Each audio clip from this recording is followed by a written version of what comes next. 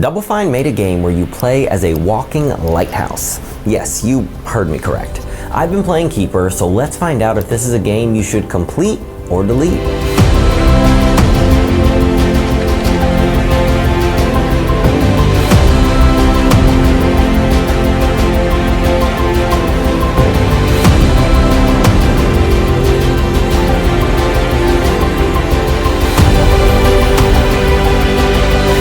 Keeper doesn't use a single line of spoken or written dialogue to tell its story. No text boxes, no cutscenes, no VO, nothing.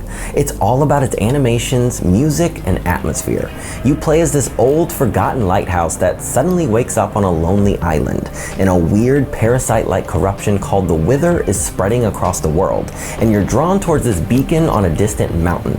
Along the way, you team up with a little bird called Twig, who quickly stops feeling like just a companion and more like your tiny, chaotic best friend. I'll be honest, I didn't expect to care about a mute lighthouse and a bird this much. But the animations pulled me in. The way Twig hops around you, gets scared, helps you out. It hits you harder than a lot of fully voiced characters. There's this emotional through line of protecting each other that just slowly sneaks up on you. And by the time the story gets going, that's when I was locked in.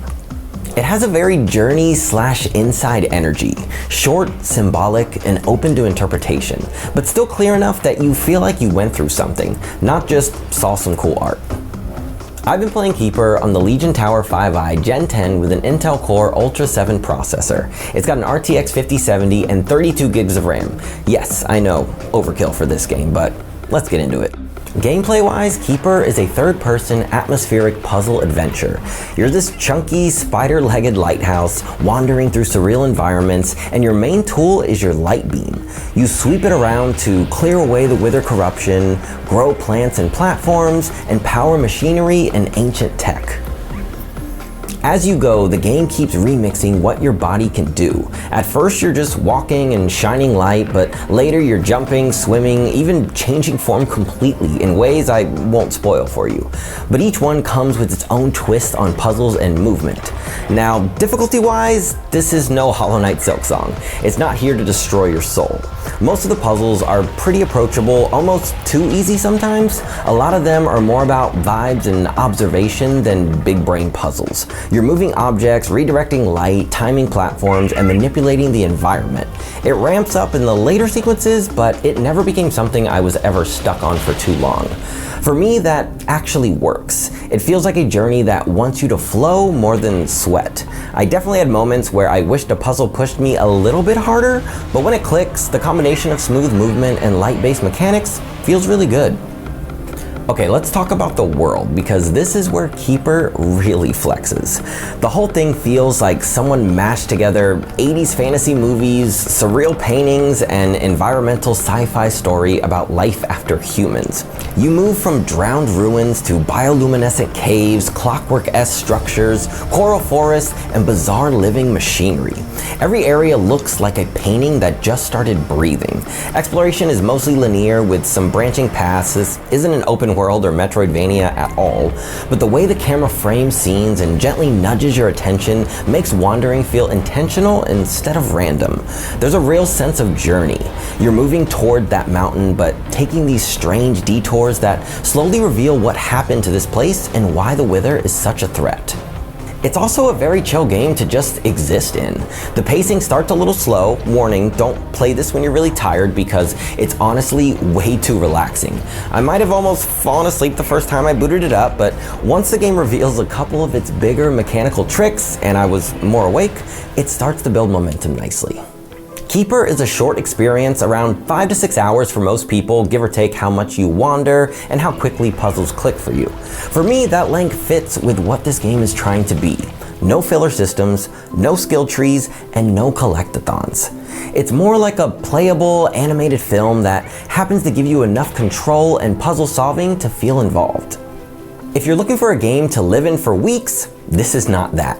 If you want something that sits between those two giant 60+ hour RPGs that actually ends, this hits that palate cleanser sweet spot perfectly. As much as I enjoyed it, Keeper isn't perfect. A few things stood out to me. Puzzles can feel too simple. If you're the type who loves super brutal puzzle games, Keeper might feel like it's holding back. A lot of solutions are pretty obvious once you scan the environment. Sometimes it feels more like an art piece than a game. There are stretches where you're just basically walking forward, which is cool to look at, I enjoyed it, but I can see some people bouncing off and going, this should have just been a movie. On-screen prompts break the wordless fantasy a bit. The marketing really leans on story told without words, but you do still get button prompts like press X to peck, and sometimes that undercuts the mysterious vibe it's going for. If you don't vibe with the pacing, it might feel boring to you. Some reviews and user impressions call it meditative, while others call it slow and dull. I think it depends a lot on what you're in the mood for when you boot it up. None of this ruined the experience for me, but they're worth keeping in mind so you know what you're walking into. Visually, this game is just ridiculous in the best way possible.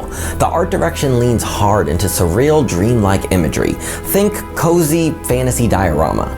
The wither corruption, the glowing flora, the weird machines, and the shifting forms of the lighthouse, it all looks like a concept artist was told, do whatever you want, and actually got away with it. The soundtrack also backs that up. It's the kind of score that doesn't just sit in the background, it pushes the scenes forward and you can feel the emotion. Keeper is one of those games that won't be for everybody, but if you click with it, it'll really stick with you. If you're expecting deep, complex mechanics, super challenging puzzles, and tons of replay value, you're probably gonna bounce off this quick. In that case, it would be a delete for you. But if you're down for a short, artsy, emotional journey, a chill but inventive puzzle platformer, and a world that looks and feels unlike pretty much anything else out right now, and especially if you already have Game Pass and just want something unique for a weekend, then Keeper is absolutely a game you should complete. For me, this feels like it's one of those play it once and remember it for a long time experience. I personally plan to complete myself, but now I want to hear from you. Are you going to dive into Keeper, or did this help you realize it's just not for you? Let me know your thoughts down below, and while you're there, if you enjoyed what you saw today, hit that like button and subscribe to stay up to date. And if you want to learn more about the Legion Tower 5i, check out the link in our description. Until next time.